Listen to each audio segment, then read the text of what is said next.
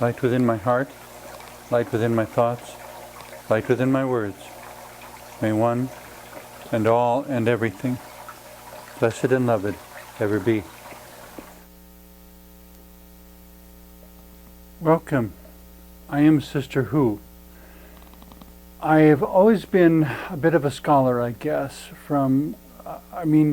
as an autistic, even though undiagnosed, I was very late in learning to talk, but once I learned how to talk, I almost overnight went from not talking to being the little professor, and by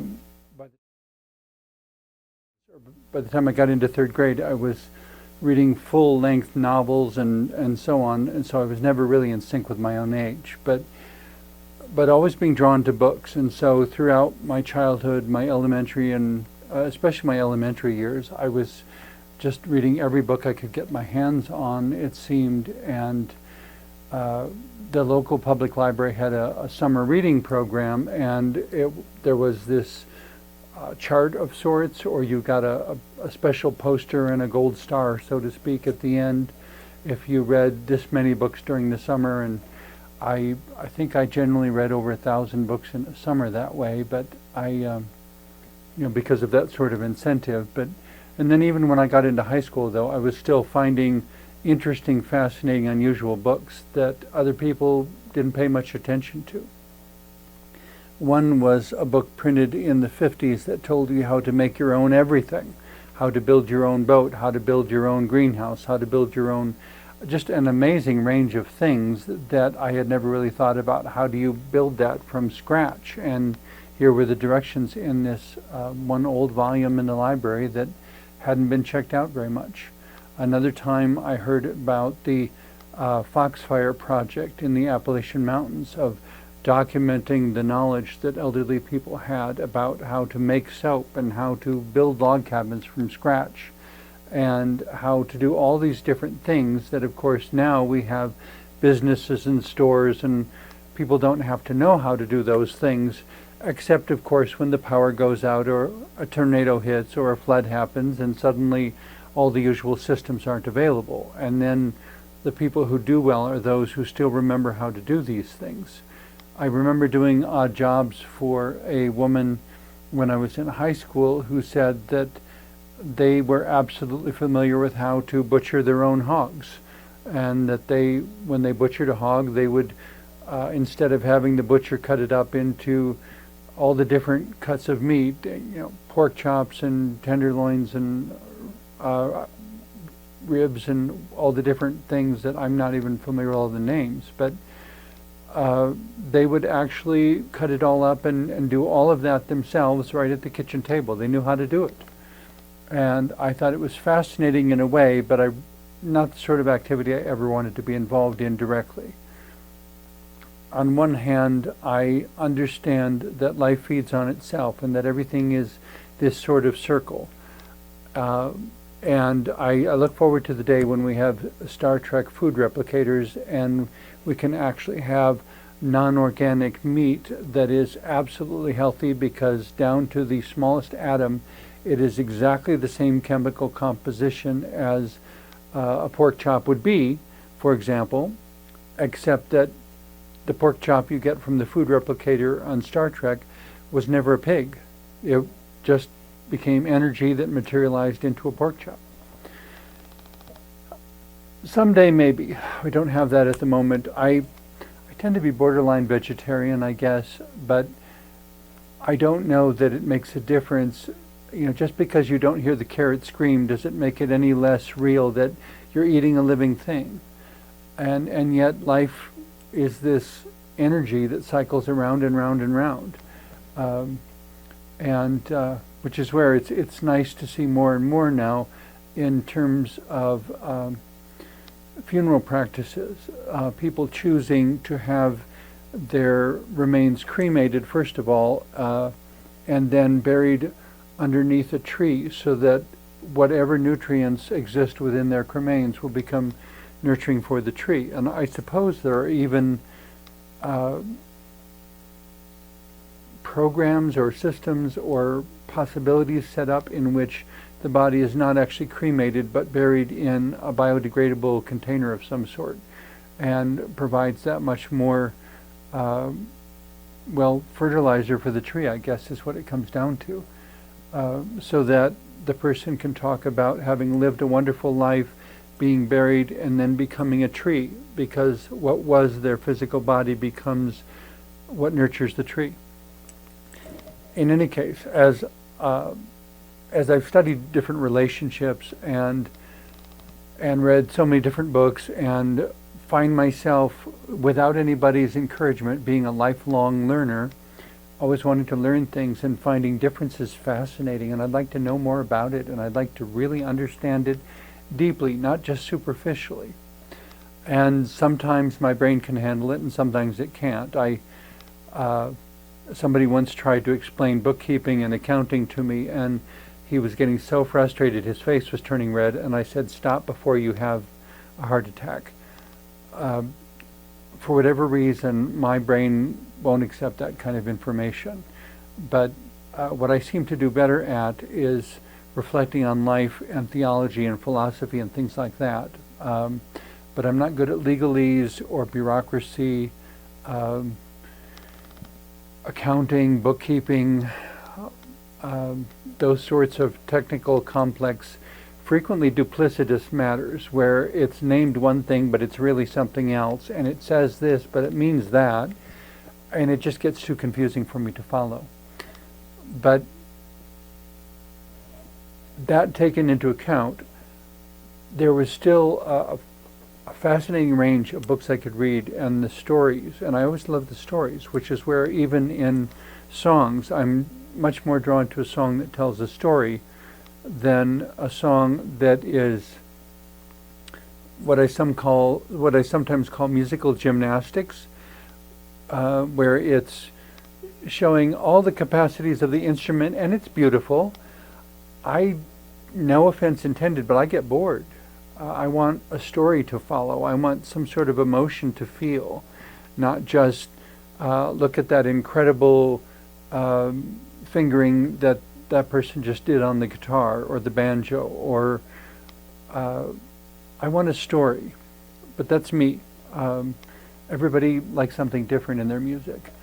But what I keep coming back to in considering and contemplating all these different things is the ways, how many relationships everywhere I look are symbiotic.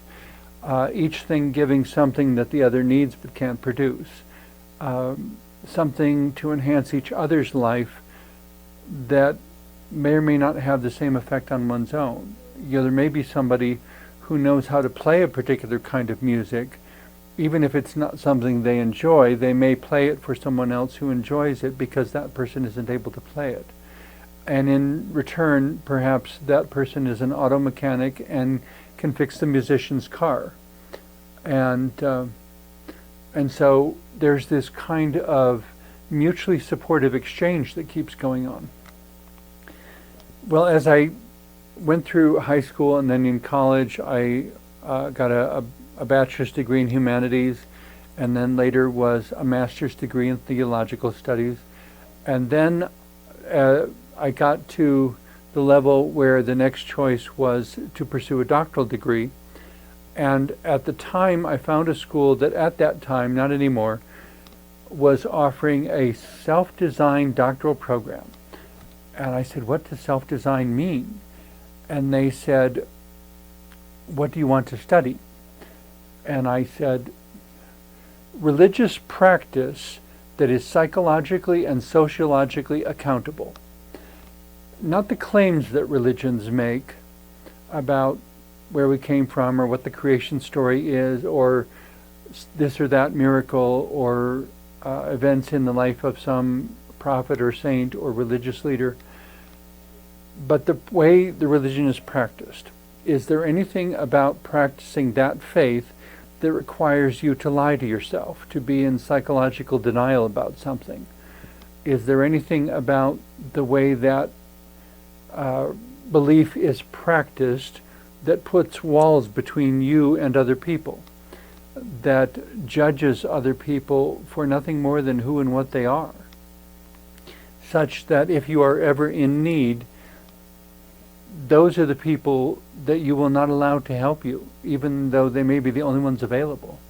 I mean, it kind of reminds me of this song, and I apologize, I don't remember the name, but the singer was Fred Small, who I believe is a Unitarian minister, but he was also a musician and a lyricist, and he wrote this song about a woman, or a woman's family.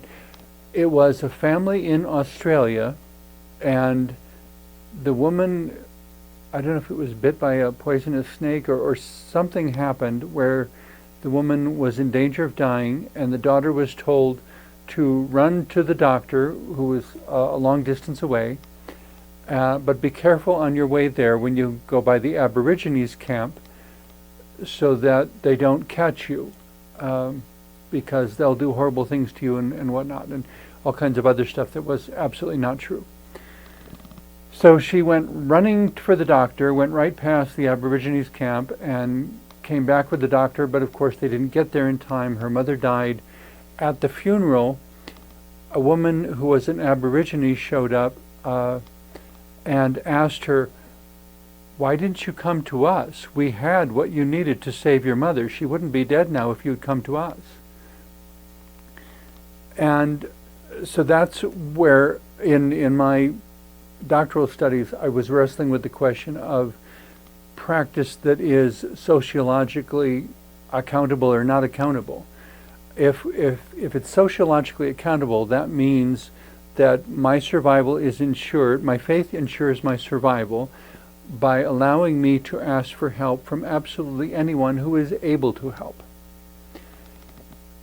And instead of putting up these false barriers to say that because your skin is a different color, obviously you can't be as good of a doctor as that person over there. Well, why not? I mean, they went to the same medical school, right? Why would it make a difference? Except to some people it apparently still does. I wonder if the human race will ever completely outgrow bigotry, I guess, when it comes down to it. But as a scholar, I wanted to address a study of religious practice, how to be a person of faith and yet do it in a way that psychologists and sociologists would agree was healthy and constructive and empowering, without contradicting the faith in any way. How can we make our faith accountable to what really truly works? And so as I was moving through this program, and I wrote actually like 500 pages of doctoral writing, and people who have read it have complimented it very highly, but as I was getting to the end of that and trying to figure out what should be my dissertation, well, I kept contemplating this intersection of psychology and sociology and spirituality, and it finally occurred to me after a few weeks of really pondering it that the three actually kind of exist in a triad of symbiotic tension, that each of them affects the others and is affected by the others, and that the healthy point is in having a balance between all three. And so then as I pondered that, I tried to think of, so how do you illustrate that? How could you make this something that could be comprehensible to people? Well, and I ultimately wound up creating some three-dimensional pieces that I think help get the really, really basic understanding of it across.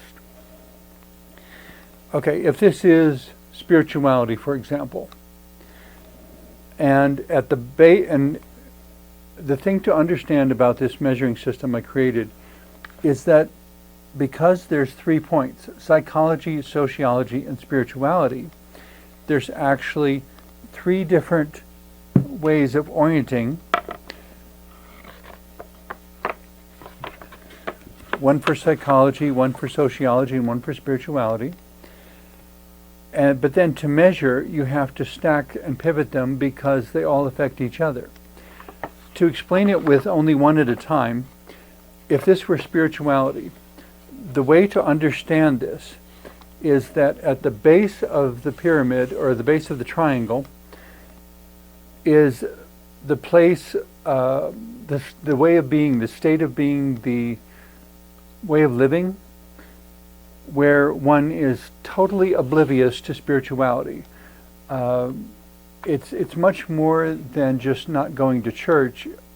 Going to church doesn't really, well, as one person said, going to church doesn't make you a Christian any more than going into a garage makes you a car. In any case, to me, spirituality is the non-physical parts of ourselves, the ways that our consciousness, our perspective, our unique way of experiencing life, all of the things that are not physical, but they make us who we are, and we have to take care of those things. Kind of like mental health. We take care of our mental health because it's a non-physical part of ourselves that needs some tending, that needs some care and some wise management. Well, at the bottom of the triangle are people who are not paying any attention whatsoever to their spirituality, just going from one thing to the next without giving it any thought whatsoever, and they're running into all kinds of problems because they're not spiritually healthy. It's like a person who's not paying attention to their diet and eats junk food, and they're suffering all kinds of malnutrition problems because what they're eating is simply not healthy. Well, it's not healthy to be totally oblivious to your mental and emotional and spiritual health. Whatever way you choose to answer it is entirely up to you, but there needs to be something there. At the opposite end of that, where all the lines come together, is where you become where a person may become so obsessed with spirituality that they see nothing else. They have lost sight of all their other relationships, of all the other realities in life. This might be a way to describe some of the cult leaders that we occasionally read about in newspapers. People who became so obsessed with their vision of spirituality that they wound up killing themselves, or their families fall apart, or they become ostracized from their community because they don't respect or respond to the characteristics and needs of their community. They're so spiritually obsessed that they see nothing else. And so obviously the balance between the two is right in the center, where you are neither oblivious nor obsessed, but you stand in a balance between the two, paying appropriate attention but not being obsessed, and paying appropriate attention rather than engaging in neglect. So that would be for spirituality. Well, the same thing would apply to sociology, and the same thing would apply to psychology. If you give it no thought whatsoever, there's a whole lot of basic needs that are not being met. There are ways that we have to take care of our mental and emotional health. And there are things, practices in life, habits, fixations, neglect, all sorts of things that are unhealthy to our emotions, unhealthy to our thoughts, unhealthy to our relationships. And so I said, let's put it together and be able to measure what each of these does and how they affect each other, because I really believe they do. So, by putting the obsession points at 3 different triangles, or 3 different points of the triangle, that means that the balance point of all of them is in the center. The holistically healthy and balanced person would be in the center, in an equal sort of tension between spirituality, psychology, and sociology. Essentially, or more literally, your relationships with that which is greater than yourself, your relationships with yourself, and your relationships with others. I'm oversimplifying quite a bit in that description, but I think the dynamic is basically there, that psychology could be used to represent how you relate to your own thoughts and emotions. Sociology could represent how you relate to society, to social settings, to other people within social settings. And spirituality, of course, is how do we relate to the mysteries of the universe, whether we perceive those as a divine person, a divine force, divine mystery, something beyond human comprehension, which I think that's basically the definition of spirituality, that which is beyond the self. And in that, figuring out, so how do I create a positive relationship with it so that I don't have to go through life terrified of death and worried about what comes next, and into such an extreme that it incapacitates me from dealing with my life, that it negatively impacts my relationships with myself, and that it negatively impacts my relationships with others.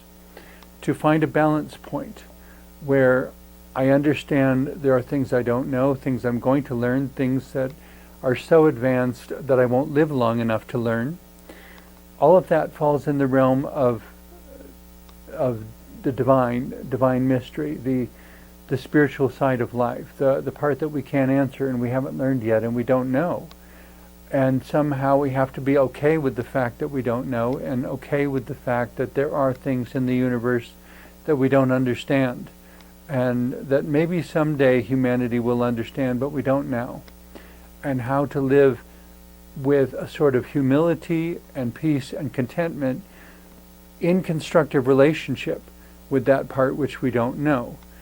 One of the things I was told in high school, and I don't know that all scientists share the thought, but my science teacher showed us a movie once. It was a totally fictitious movie, obviously, but it was supposedly that humanity had found a way to colonize Venus, and they had come up with some way of manipulating the environment on Venus to make it just like Earth. Ways to deal with the extreme temperatures and the barometric pressures, and basically they were sowing seeds or spores into the atmosphere of Venus. And then as the temperatures started to come down and the climate started to become more like Earth, finally it was within tolerable limits, so that a couple astronauts were sent to Venus and landed on the planet, and they're walking around and checking things out, and they start finding what they call worms, these giant kind of tubular living things, obviously, that were coming up out of the ground. And they were concerned that they had killed the worms of Venus. But then at the very end of the movie, they find this sphere laying on the ground next to one of them, and they turn it over, and there's all sorts of hieroglyphic type writings on the underside of it. And the movie ends with the scientists lamenting that they killed the indigenous population of Venus by what they call terraforming, changing the climate of Venus to be like Earth so that people could go live there. And of course it was successful, and there were lots of people cheering about it, but this one particular scientist looked up at the stars and wanted to cry because he realized he had totally wiped out an intelligent species because he didn't know enough before he started plunging into that terraforming.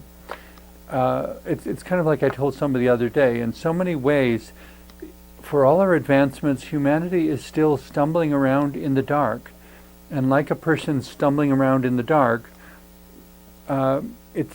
humanity is tripping over things and breaking them without even knowing what they're breaking.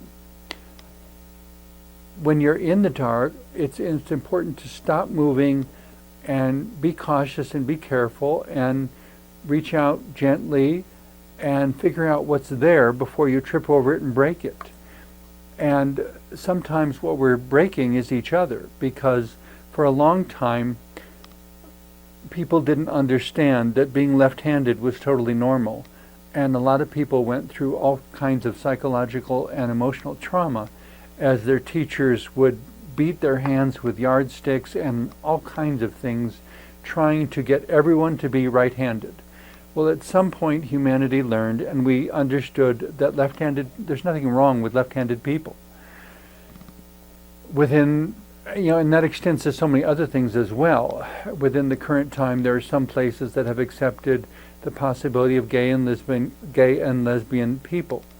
And now we also have what's called intersex people who are born with bodies that have characteristics of both genders. And in the past, the practice was always to surgically reassign them to one or the other because the thought of leaving someone in the middle was intolerable. More and more now, intersex people are allowed to grow up and make their own choices about how they do or do not want to modify their bodies. But that's a very recent freedom. It hasn't been that way for very long. And then when we get into transgender people, all of these things suggest to humanity that there are more variations of humans than was previously ever imagined. And supposedly, I read or was told someplace that they now can scientifically, through DNA, prove the existence of 10 different variations of gender. So much for the binary male and female and nothing else. So that's where I was thinking in my doctoral study that I would create this device and show people how you could now measure any individual you could name and figure out where are they, in terms of their spirituality, where are they between obsession and obliviousness, and in terms of their psychology and in terms of their sociology, and figure out what is missing in a particular person's life and what sort of activities could we add to move them back to a holistically balanced centeredness, to where they have all three working for them and none of them working against them. In any case, there's always more to say, but thank you very much for watching. I hope the thoughts of the last half hour have been helpful to you.